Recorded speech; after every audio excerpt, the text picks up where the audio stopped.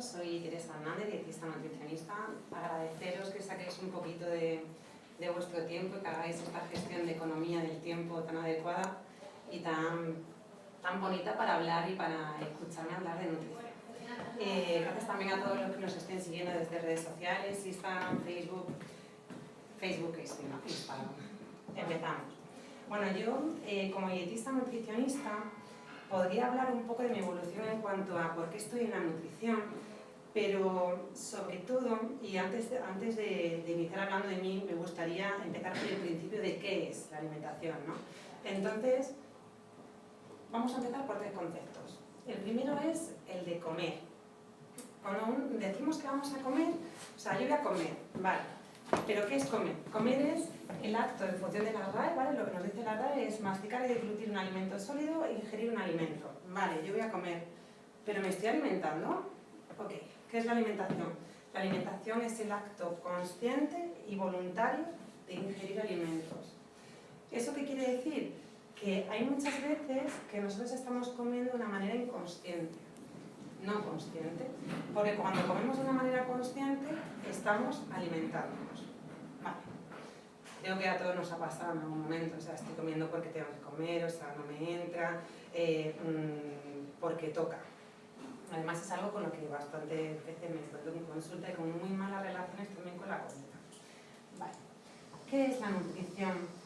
La nutrición es el acto que hace nuestro organismo, que es totalmente inconsciente a nosotros, a nuestra voluntad, en el cual digerimos y absorbemos todos esos nutrientes que nos van a ayudar a encontrarnos, como bien refleja esta imagen, con un adecuado bienestar, ¿no? Un bienestar físico, un bienestar emocional, un bienestar mental, que eso va a hacer y que nos encontremos pues plenos, un bienestar más integral en todas las áreas de nuestra vida, ¿no? Porque la alimentación, desde luego, un poco más adelante hablaremos de ello, pero está muy influenciado y influye mucho también en las emociones. Bueno, entonces, ¿yo qué hago? ¿Cómo me alimento? ¿Me nutro? ¿Qué hago cuando ingiero un alimento? Vale, pues desde aquí es de donde tenemos que partir, desde esa pregunta. Lo siguiente es, ¿cuáles son los tipos de alimentación que hay? Vale, tenemos la alimentación normal, la alimentación adecuada y la alimentación óptima. Muy rápido, ¿qué es una alimentación normal? Pues lo que podéis ver aquí en la imagen. Una alimentación normal es, decido comer, conscientemente elijo estos alimentos. Vale, porque yo creo que el zumo de naranja me viene genial para la salud porque tiene vitamina C, mi cafelito que me va a despertar, unos cereales integrales de estos, última marca, último supermodelo. Vale, una alimentación normal, de acuerdo. ¿Qué es una alimentación adecuada? La alimentación adecuada es aquella en la cual ya estamos teniendo un objetivo. Es decir, queremos cuidarnos, queremos tener una alimentación más orientada a lo mejor a un tipo más flexi-vegano, más ecológico, más biológico. Tenemos, vamos a decir, un patrón de comportamiento diferente y un objetivo al anterior. ¿Qué es una alimentación óptima? La diferencia con la alimentación óptima es que sabemos cuáles son nuestras necesidades y los objetivos nuestros cubren también esas necesidades. Y aquí, además de las fisiológicas, porque la mujer sabemos que tenemos diferentes etapas que tenemos que cubrir de una manera diferente en cuanto a porcentaje de macronutrientes y micronutrientes, también hablamos de patologías. Esa es la alimentación óptima, la que está adecuada a ti en base a quién eres culturalmente, a quién eres alimentariamente, a quién eres socialmente y en cuanto a tus patologías, ¿vale? Ejercicio físico, etcétera, etcétera. Vale. Hay otro tipo de alimentación que me reservo para el final.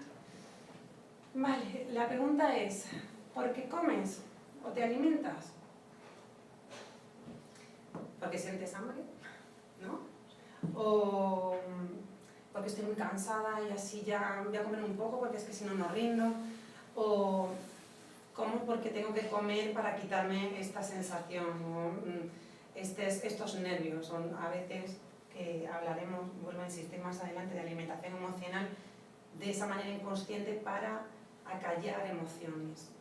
¿Por qué comemos? Bueno, la idea sería que comiésemos para cuidarnos, ¿no? Que utilizásemos esas 3 comidas al día mínimo como y con objetivo prioritario el cuidarnos, el utilizar la alimentación para eso. Vale. yo como porque tengo una necesidad fisiológica, emocional, mental, ¿vale? Pero ¿cuáles son realmente mis necesidades? Muchísimos de los que estamos aquí estamos muy desconectados de cuáles son nuestras necesidades fisiológicas reales. Y hablo de fisiológicas, no emocionales. Luego hablamos más. Bueno, esta frase es súper conocida, pero creo que lo más importante de ella es que el alimento, dentro de que no es una medicina, dado el consumo que hacemos a diario, deberíamos utilizarlo con ese objetivo, con el objetivo de mínimo prevenir, y si no, ayudar como coadyuvante en tratamientos. Vale, ¿cuáles son mis necesidades? Volvemos a la pregunta anterior. ¿O cuáles son nuestras necesidades? Aquí, mayoritariamente, en consulta de nutrición, lo que recibo son mujeres. Los hombres también son importantes, son ese otro 50%, ¿no? En este caso, aquí tenemos un proceso de división celular y enfocado, ¿no?, a que nuestras necesidades en este momento y dadas estas charlas es que queremos tener un proceso de reproducción efectivo o positivo, ¿no?, o que queremos tener un bebé. ¿Cuáles son nuestras necesidades individuales de cada uno de nosotros? Vale. Orientadas a la fertilidad y la reproducción. ¿Cuál es mi objetivo? ¿Por qué estoy aquí? ¿Porque me lo dice la doctora? ¿Porque realmente quiero hacer algo? ¿Vale? ¿Pero de dónde vengo? Es decir, ¿quién soy? ¿Quién soy alimentariamente hablando? ¿Cuáles son mis patologías? Si es que a lo mejor tienes patologías que no saben ni que las tienes, porque sabemos hoy en día que existen muchísimas patologías intestinales que tienen una sintomatología tan idiopática que se encuadran en diferentes cuadros que es como, no, yo tengo bases en un intestino irritable. Ya, pero es que a lo mejor está teniendo algo más que está influyendo dentro de tu reproducción. Vale. ¿Cuál es la medicación que tomas? Los hábitos y estilo de vida. ¿Quién quiero ser? Ya que voy a trabajar en la nutrición, tengo que saber mi objetivo y quién quiero ser. ¿Qué puedo conseguir con la nutrición y la fertilidad? Vale. Vamos a responder a esto. Los factores influyentes dentro de la alimentación y dentro de la nutrición en este proceso, en este y en todos, pero enfocado a la fertilidad, lo podemos dividir en dos, en externos y en internos. Perdón. En externos vamos a hablar de la disponibilidad de los alimentos, es decir, no en todos los sitios tenemos la misma disponibilidad en función de la temporalidad, en función de dónde estemos ubicados, culturalmente, o sea, simplemente dentro de España ya existen diferencias en grandes supermercados en cuanto a disponibilidad de alimentos en función de tradiciones que se hacen en esas zonas, o sea, en concreto, o sea, en el sur te encuentras harinas más de uso a lo mejor árabe que no te encuentras en supermercados en el mismo en Madrid, ¿vale? Por poner un ejemplo. Después, también, aunque entra dentro de la disponibilidad de alimentos, la cultura. Cuando hablo de la cultura aquí hablo de la cultura de la tierra, de la cultura del cultivo no intensivo, del cultivo respetando esa temporalidad. Donde vivo, evidentemente influiría dentro de ese aspecto. Bueno, los hábitos de vida, vale. Evidentemente, si yo voy corriendo, no tengo tiempo para ir a comprar, pues al final voy al supermercado y compro alimentos más rápidos, que tienen una energía más rápida y que no me llenan de ninguna otra energía. O sea, son densos energéticamente, pero lo único que hacen es apagarnos, meternos en esa rueda, en ese círculo vicioso de los alimentos altamente procesados y de la microinflamación celular. Vale, hábitos laborales también, como influyentes externos. A esto luego también estaría muy relacionado con la disponibilidad de alimentos en lo mismo que acabo de hablar. Trabajo y como en el trabajo, hoy en consulta creo que más del 60% de mis pacientes desayunan, hace media mañana, comen y meriendan en el trabajo. Bueno, pues por la mañana no a todos nos apetece llevarnos 5 comidas al trabajo. Ya, pero es que me ha dicho mi dietista nutricionista que tengo que comer 5 veces. Pues es complicado. Vale, y el contenido de macro y micronutrientes en los alimentos. No sé si se ve bien, pero es súper interesante la evolución que ha tenido el contenido de micronutrientes en diferentes alimentos, sobre todo hortalizas, verduras y frutas a lo largo del tiempo, disminuyendo un montón en ¿lo veis bien? Porque, bueno, en cuanto al potasio, la disminución del potasio en plátanos, por ejemplo, no se ve bien, pero vamos, es impresionante. Si, por ejemplo, aquí en el cálculo de las espinacas, menos de un 78%, y hablamos del año 1985 a esta última valoración que tengo del año 2002. O sea, es importante. Esto quiere decir que en función de la zona, en función de la forma de cultivo, también depende la cantidad de micronutrientes que lleva un alimento, ¿vale? Es decir, no por comerme unas espinacas me estoy comiendo, no por comer mucho hierro, o sea, no. A lo mejor te estás tomando muchos fitatos y no nada de hierro, o te estás tomando otro micronutriente en mayor cantidad en función del método o tipo de cultivo que haya tenido, de la tierra, del descanso y demás. Bueno, factores influyentes externos dentro de los alimentos, también los disruptores endocrinos, ambientales y en alimentación. Vale. Me separo un poco, ¿me veis hasta aquí bien? Sí. Los disruptores endocrinos están dentro del ambiente, ¿vale? Y también los tenemos presentes en la alimentación. Y Nicolás Olea, que tuve la gran suerte de que fuese profesor mío en la Universidad de Granada, está muy encima investigando y trabajando con los disruptores endocrinos. Y he puesto una definición de él, ¿no? Y nada, así un poco por encima, los disruptores endocrinos son sustancias químicas que actúan, bueno, están generalmente hechas por el hombre y se utilizan en la industria alimentaria también, en la industria de envasados, de empaquetados, etc. Y actúan dentro de nuestro organismo modificando el equilibrio hormonal, ¿vale?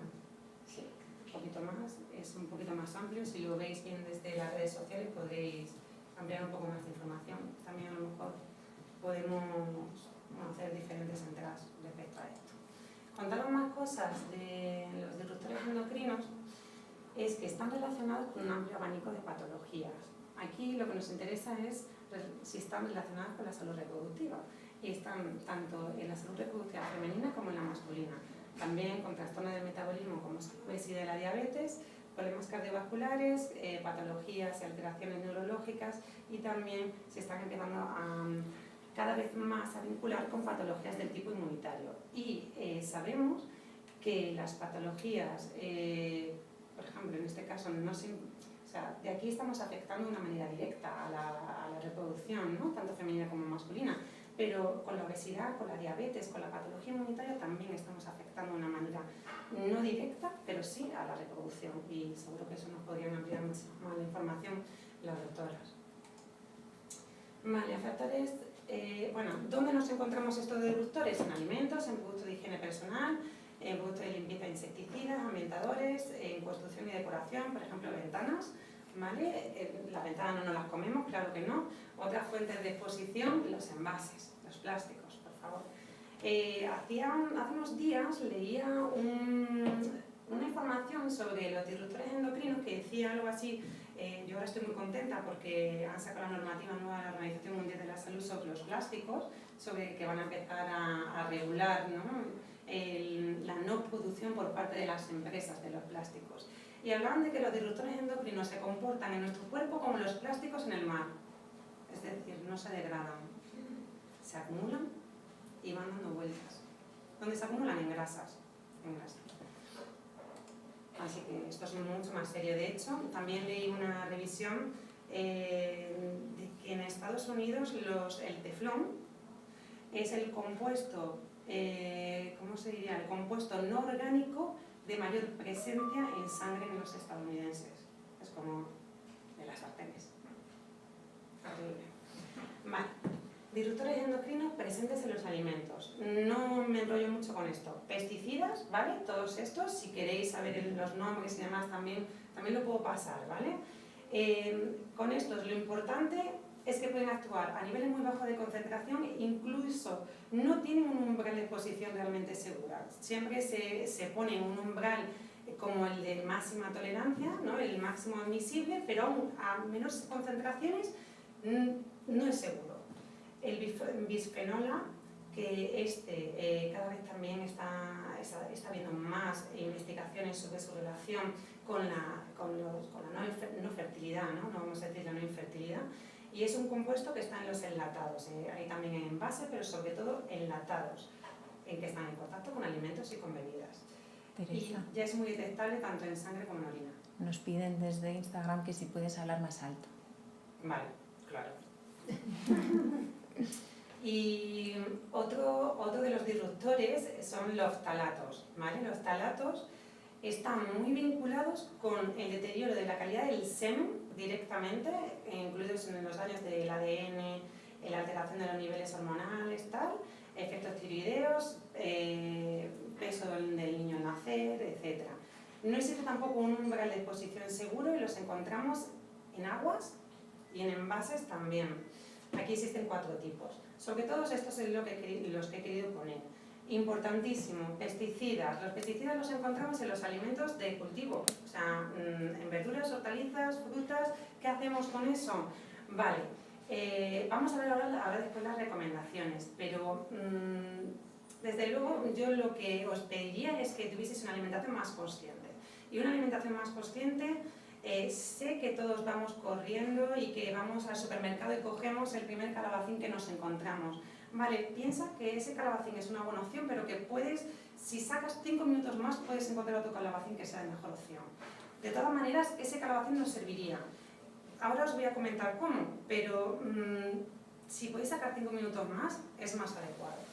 El bisfenola, por favor, también lo hablo después, enlatados. Quitaros los enlatados, pasaros a cristal. Los ftalatos. El agua es súper importante, el agua de consumo. El agua de Madrid decimos que es un agua muy buena, pero no está libre de compuestos como estos. Así que, bueno, si queréis ampliar un poco más de información ahí, también me podéis consultar. Ahora doy un par de recomendaciones también con todo esto. Vale, fijaros, aquí ya he estado hablando de ellas.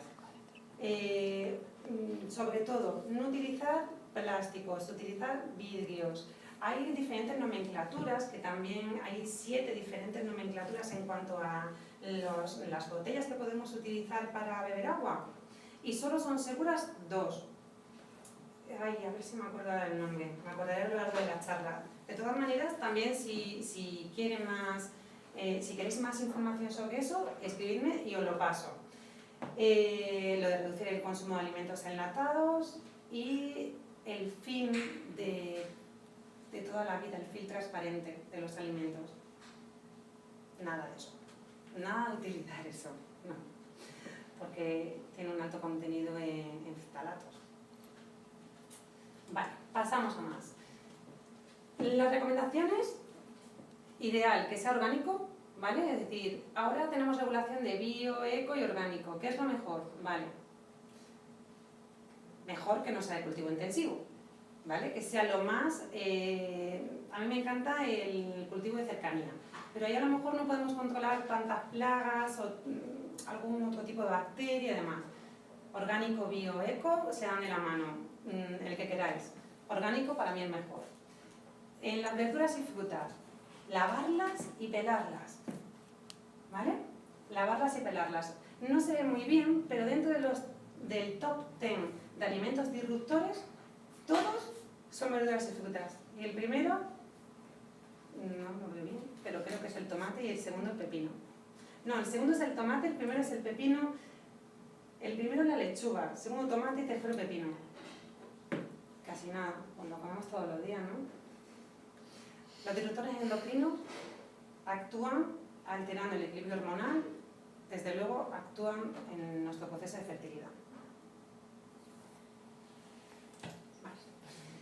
Factores influyentes individuales internos. Hablamos de epigenética, microbioma, ambientoma, patologías, tipo de alimentación previa y de alimentación emocional. Esto es, el resto no lo podemos controlar tanto, es un factor externo, nosotros podemos ejercer algo eligiendo qué compramos, cómo lo comemos, cómo lo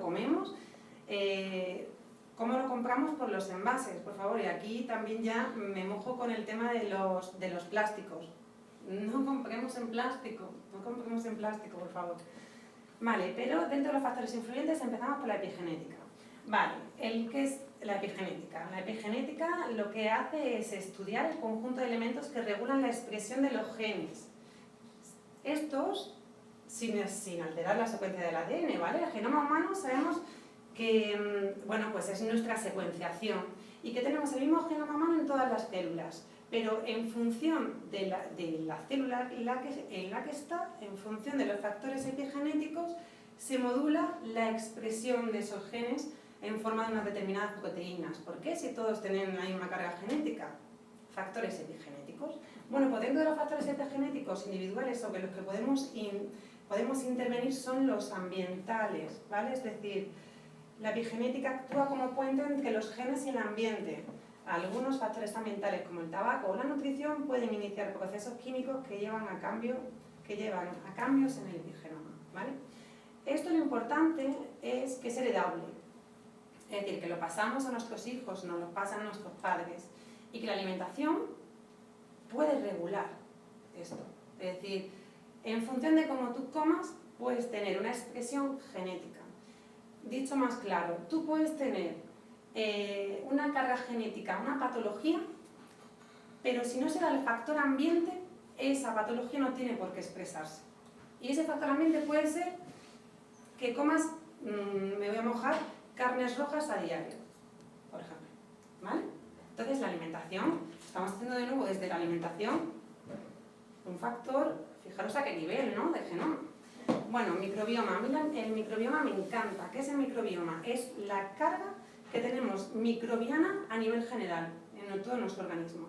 Desde luego, en mi rama, en la nutrición, me toca muy de cerca la microbiota intestinal, ¿no?, que es la carga de microorganismos que tenemos a nivel intestinal, porque me influye directamente en la absorción de nutrientes y en el sistema inmunitario también, con el que trabajo un montón. Pero aquí os quería traer el microbioma general para que sepáis y veáis cómo es, ¿no?, que es un conjunto de microorganismos que desde que nacemos, desde ya el vientre materno, tenemos evidencias científicas desde que estamos ahí dentro ya estamos generando nuestro microbioma, y que en función de nuestro microbioma vamos a estar predeterminados a desarrollar unas patologías u otras, ¿vale? Por ejemplo, niños, esto es muy conocido, niños que nacen por cesáreas y que tienen dermatitis atópica, porque no han pasado por el canal del parto. Porque en función de por dónde sales, del contacto primero que tienes, o sea, influyen muchísimas cosas, pero desde luego, o sea, vamos generando nuestra carga microbiana desde la concepción, desde dentro, desde el embarazo, después el canal del parto, después nuestros padres, y vivimos en sinergia con ellos. De hecho, 1 de cada 10 partes que tiene un ser humano de carga genética es nuestra, el resto no. Vivimos en simbiosis, entonces son muy importantes. Son muy importantes. La alimentación, desde luego, aquí es muy importante también, y hablaros de la microbiota intestinal, lo que decía de la absorción en exceso o en defecto, que existe muchísima sintomatología muy inespecífica por la que acuden muchísimos pacientes a un digestivo, por ejemplo, que se catalogan como síndrome de intestino irritable y que pueden ser unas disbiosis intestinales, unas intolerancias a hidratos de carbono, sensibilizaciones, etcétera, donde sí que es muy importante trabajar desde la alimentación y desde la microbiota intestinal desde la perspectiva nutricional, ¿vale? Y que en función de nuestro microbioma, como decíamos, estamos predeterminados o estamos más sensibilizados a determinado tipo de patologías. Vale. El ambientoma. ¿Qué es el ambientoma? Todo lo que nos rodea, ¿vale? Todo lo que nos rodea, que como hemos dicho antes en epigenética, puede influir en la presión genética nuestra. El estrés, bueno, sabemos lo que hace el estrés en nuestro organismo desde hace muchísimo tiempo. A nivel nutricional, a mí el estrés me influye en, número 1, alimentación emocional, número 2, aumenta el cortisol en sangre, disminuye el pH a nivel intestinal, me desregula la microbiota intestinal y empieza la sintomatología y a volvernos todos un poco, o sea, a ver qué es lo que está pasando. Un dato que os quiero dejar aquí con respecto al estrés es, también hablando de alimentación emocional, y ya me solapo, es que la alimentación emocional, o sea, lo que tú comes, está muy vinculado con cómo te sientes y cómo te sientes a cómo comes. Y que hoy en día tenemos la suficiente evidencia científica como para decir y asegurar que se mandan más impulsos nerviosos desde el intestino al cerebro que al revés. Entonces, fijaros la inervación que tiene el intestino y la importancia que tiene también dentro de nuestras emociones y de cómo gestionamos nuestras emociones. Y ahí la importancia que puede tener la alimentación. Vale, los ritmos circadianos. Es súper importante descansar. Todos tenemos un reloj interno en el cual a partir de las 5 o 6 de la tarde empezamos a dormirnos, empezamos a aumentar una hormona para empezar a dormirnos y a partir de las 5 o 6 de la mañana es al revés. Cuando esto no lo respetamos, bueno, pues estamos más sensibilizados también a sufrir determinado tipo de patologías, como todas las personas que trabajan en turno de noche, que eso también lo conocemos. Ejercicio físico. El ejercicio físico es fundamental a nivel físico, emocional, psíquico, psicológico, mental, ya lo he dicho, social, todos. O sea, nos viene muy bien en todos los aspectos de nuestra vida y en todos los procesos en los que nos encontremos. Siempre adaptado, individualizado y con el cual nos podemos comprometer. Hábitos no saludables. En hábitos no saludables quería introducir alcohol, tabaco, drogas. Evidentemente el tipo de alimentación previa del que venimos, ¿no? O sea, es una alimentación muy densa en kilocalorías, pero muy vacía en cuanto a nutrientes, que nos deja más cansados aún, o es una alimentación emocional, o estamos teniendo algún tipo de objetivo, es optimizada, la drogodependencias, bueno, me vuelvo a repetir. La inadecuada gestión emocional, volvemos a hablar de alimentación emocional, y si utilizamos también algún tipo de fármacos, porque los fármacos no son inocuos, ya lo sabemos también. Pasamos, patologías. ¿Desde dónde podemos intervenir? ¿Desde dónde podemos intervenir? A nivel nutricional, que además es un influyente individual. Vale. Hay personas que tienen patologías específicas, ginecológicas, como pueden ser el ovario poliquístico, la endometriosis, y puede existir que no haya ninguna patología ginecológica, pero que tengamos obesidad, sobrepeso, bajo peso, alguna patología inmunológica, diabetes, hipercolesterolemia y demás. En todas ellas puede existir un factor o un denominador común, que es el porcentaje de materia grasa de cada persona. El porcentaje de materia grasa, ya sea en exceso o ya sea en defecto, nos va a dificultar un proceso de reproducción, ¿vale? Entonces, tenemos que normalizarlo. Pero desde luego, en el ovario poliquístico tenemos una serie de características o de recomendaciones más nutricionales, en la endometriosis igual. Hay que individualizarlo absolutamente todo. Y aunque estés dentro de una normalidad en cuanto a peso, aunque estés en un porcentaje de materia grasa normal, ven y revisa cuál es tu tipo de alimentación y qué es lo que puedes hacer. Porque desde ahí, desde luego, cuando tú estás sometido a un proceso de reproducción, lo que tú puedes controlar es lo que haces en ti. Y por ti y por encontrarte mejor. Nada más. Vale. Y confiar, por supuesto. Tipo de alimentación previa, hablábamos de, bueno, aquí sí quería decir algo súper importante para mí también, que no sé si he dicho antes, lo de que es, bueno, que en consulta vienen muchas más mujeres que hombres, que los hombres se quedaban un poco al margen pensando que no eran tan importantes, que ya hoy en día tenemos la suficiente evidencia científica como para afirmar que son tan importantes como las mujeres en un proceso de reproducción. Y algo que a mí me encanta y que dice la Organización Mundial de la Salud, y es que toda estrategia de nutrición debe de ir enfocada a una madre, ¿no? A una mujer, porque acabará siendo partícipe toda la familia. Entonces yo eso me lo llevo a un proceso de fertilidad o reproducción, igual que nos tomamos un ácido fólico, vente a la consulta de nutrición a ver cómo estás comiendo. Porque es súper importante cuáles son tus reservas de micronutrientes, cuál es tu tipo de alimentación previa, que va a condicionar la salud de tu hijo a corto, medio y largo plazo, además de la evolución de tu embarazo. Vente antes, lo vemos, lo programamos. A lo mejor solo necesitas X pautas, pero es que el hacer ese tipo de intervención previa te va a asegurar que desde luego todo lo que tú puedes controlar lo estás haciendo lo mejor que sabes y que puedes. Y después lo vas a extrapolar a tu familia, que es lo que más quieres, ¿vale? Por eso alimentación previa.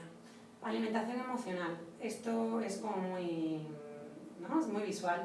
La alimentación emocional es una alimentación inconsciente, que lo que hace es acallar emociones. Estoy cabreada, he discutido con mi jefe, estoy pasando por delante de una máquina X y me cojo un tal, pero es que después de comérmelo me siento el doble de peor, porque es que encima me he comido esto que no me está solucionando el problema y tengo un Michelin aquí. Encima con todas las cargas que nos ponemos las mujeres de que somos superwoman todas, porque además lo somos, súper trabajadoras, súper madres y tenemos que estar súper perfectas. Vale, ¿cuál es el problema de la alimentación emocional? Cuando no es consciente, que lo haces por eso. Cuando se te escapa tu control. ¿vale? Ahí es cuando existe un problema y cuando hay que consultar para poder trabajar con ella. Porque, por supuesto, se puede utilizar esa alimentación consciente para mejorar nuestro estado, no para meternos en esa rueda como si fuéramos un hámster y no salir de ahí. ¿Okay? Conclusiones. Vale, el índice de masa corporal y el porcentaje de materia grasa está muy relacionado con, vamos a decir, la eficacia, ¿no? Podríamos decir, de un tratamiento de reproducción. Desde luego, cuanto mayor es el porcentaje de materia grasa, más se ha visto que existe una disminución de la fertilidad, al igual que cuando tenemos un porcentaje de materia grasa menor al normal, que esto lo medimos con bioimpedancia eléctrica y cada persona tiene un porcentaje adecuado, o sea, no hay dos iguales. Revisa tus hábitos, ¿vale? ¿Qué es lo que estás haciendo? ¿Quién eres alimentariamente? ¿Qué puedes hacer por mejorar? ¿Qué es lo que quieres hacer? ¿Hasta dónde quieres llegar? ¿Cuál es el ejercicio físico que haces? ¿Puedes hacer más? ¿Te puedes comprometer más? ¿Menos? O sea, hay tu alimentación que sea óptima, es decir, que tenga un objetivo, que sepas cuáles son tus necesidades y que esté planificada por y para ti, ¿vale? Que sea libre de disruptores endocrinos. Por favor, envases, agua, cristal, ¿vale? No tanta botella de agua, no tanta botella de agua de 300 o de 500 y la tiro, ¿no? Trabaja tu alimentación emocional para que no sea un hándicap, sino para que sea algo que además te ayude a cada vez encontrarte mejor y a conocerte más, como una herramienta de autoconocimiento. Pregunta, no te quites todo, no, venís muchos a consulta que os habéis quitado lácteos, gluten, trigo, azúcar, no, ¿por qué? ¿No? Porque lo habéis leído, pero a esa persona le pudo ir bien, pero tú eres esa persona, vamos a ver quién eres, ¿vale? Anorexia de conocimiento, bulimia de información, eso es lo que hay con alimentación. Antes, cuando te caes una duda, preguntarla, o sea, nos podemos ir al señor Google y vamos a encontrar 500.000 opciones diferentes. Nos vamos a quedar con la que más nos convenza, pero ¿realmente estás preguntando a un profesional? Preguntar a un profesional. Y sigue un programa nutricional adecuado a tu objetivo y adecuado a ti, ¿no? Me remito de nuevo al punto 4. Vale, conclusiones de la dieta. Grasas. Aquí quería dar una pincelada, muy pincelada en cuanto a cómo veo yo, de una manera general, cuáles son los alimentos más óptimos o menos para una alimentación en fertilidad. Grasas, omega 3 y omega 6, omega 9. Adelante. Es decir, frutos secos, aguacate, aceite de oliva, virgen extra mejor, semillas de lino, semillas de chía. Adelante. Grasas trans, grasas saturadas, además, en el momento en el que nos quedamos embarazados pasan la placenta. Nada, intentar, además, bueno, es una grasa de absorción rápida y aumenta el riesgo cardiovascular, la diabetes, la obesidad, sobrepeso, no nos hace ningún tipo de beneficio. Alimentos procesados. Cuanto más procesado es un alimento, mayor inflamación celular produce. Energía vacía. Energía que no nos llena, nos cansa y estoy comiendo pero no llego. No puedo conmigo. Azúcares. Vale. Y volvemos por un lado a los alimentos procesados y por otro lado a los hidratos de carbono de absorción rápida. Los hidratos de carbono de absorción rápida nos dan un pico de energía aquí y ahora, pero después, igual que nos da el pico de energía, nos da el bajón. Y queremos más, y queremos... El carbono se acumula en forma de tejido adiposo, con lo cual siempre mejor complejo. Los complejos son las pastas integrales, el arroz integral, la patata, la quinoa, aunque eso es un pseudo cereal, harina de semola tipo couscous, por supuesto, verduras, hortalizas y frutas, ¿vale? Aquí ya hemos aprendido que tenemos que lavarlas y que tenemos que pelarlas. En cuanto a los alimentos procesados, también hemos aprendido que mejor el bote de cristal a de plástico, ¿vale? Y nada de conservas enlatadas. También aquí os recomiendo que huyáis de cuanto más natural sea un alimento, mejor es, ¿vale? Es decir, si tú tienes 3 gamas de un mismo alimento, la mejor es la inicial. Puede tener más grasa, sí, pero desde luego es la menos desnaturalizada. Por ejemplo, un queso de Burgos. No os vayáis a un queso de Burgos 0%, quedaros con el natural. Un yogur. No os vayáis a un yogur 0%, no, yogur natural, ¿vale? Leche semi-enlatada, mejor que la leche desnatada. De hecho, también ha salido ahora otro artículo de investigación, de revisión de la OMS, en el cual se está vinculando todo el uso de los alimentos y sobre todo lácteos desgrasados al déficit de vitamina D. ¿Vale? En la leche desnatada adicionan el calcio y la vitamina D, son inorgánicos y se absorben mucho menos. Siempre mejor semidesnatada, ¿vale? Legumbres. Tenemos investigaciones científicas sobre la relación de la dieta mediterránea con la fertilidad. Ambas, en mujer y hombre, positivas, diciendo que tenemos que ir más hacia ese tipo de dieta. En el hombre en concreto, con además 4 legumbres a la semana. En la mujer, si puede ser un mínimo de 3, adelante. Si las toleramos bien, adelante. Si no las toleramos bien, venir a consultar, que eso tampoco es normal. Vale, verduras y hortalizas. Mejor una en estado crudo y otra en estado cocinado. No smoothies, no zumos, ni naturales, no cremas. Cuando hablo de cocinado hablo del vapor, al vapor, a la plancha, al horno. Cuando hablo de verduras crudas hablo de que esas enzimas que tienen esas verduras también nos van a ayudar en nuestro proceso digestivo.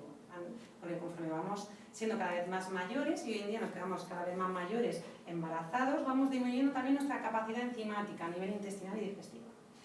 Vale. ¿Por qué no los smoothies, los zumos y las cremas? Porque estamos aumentando la biodisponibilidad de la fructosa y la cantidad de la ración, entre otras cosas. La matriz está rota, se absorbe la fructosa y si encima tenemos un sobrepeso o una obesidad no nos va a hacer ningún favor dentro de nuestra dieta de adelgazamiento, porque es un pico alto de un hidrato de carbono hermano de la glucosa que se va a absorber en ese momento de manera instantánea. Así que no nos hace ningún favor. De manera puntual no pasa nada, se pueden mejorar esas recetas también, ¿vale? Es decir, no os digo que nos toméis un gazpacho o un salmorejo, pero se puede mejorar. Frutas, vale. En España existe un 30% de la población que es intolerante a la fructosa. Hoy en día se recomiendan 5 raciones de fruta al día, no 3 y 2 de verdura, 5 al día. No todos podemos tomar esas. ¿Por qué? Tenemos sintomatología. Entonces, ojo, porque podemos ser intolerantes a la fructosa, ¿vale?